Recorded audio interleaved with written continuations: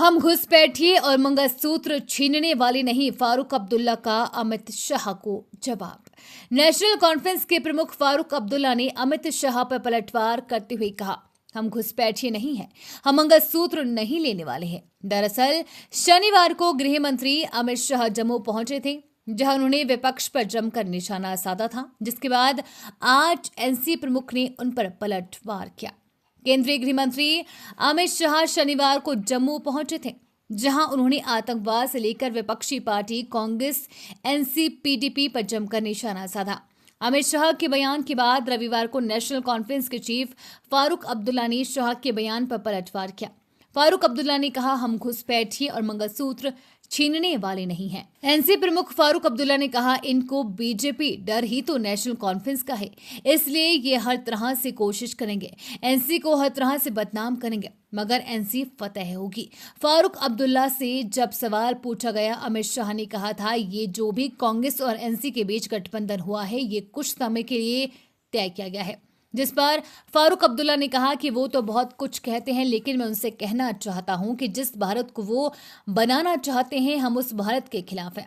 भारत जो है वो सबका है, हिंदू का, सिख का, ईसाई का, बौद्ध का, जितने भी यहाँ रहने वाले हैं वो यहाँ के हैं। हम घुसपैठिए नहीं हैं।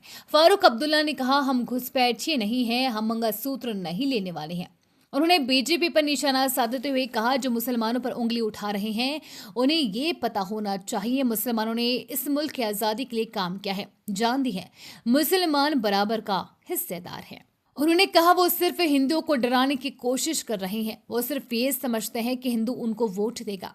उन्होंने कहा, पहले तो इन्होंने राम को बेचने की कोशिश की, अब ये डराने की कोशिश कर रहे हैं। उन्होंने बीजेपी पर हमला करते हुए कहा, वो कहते हैं कि अगर यहाँ पर कांग्रेस एनसी आई तो फिर से यहाँ पर आतंकवाद होगा। मैं उनसे पूछता हूँ कि ये 370 ले गए, क्या आतंकवाद बंद हुआ?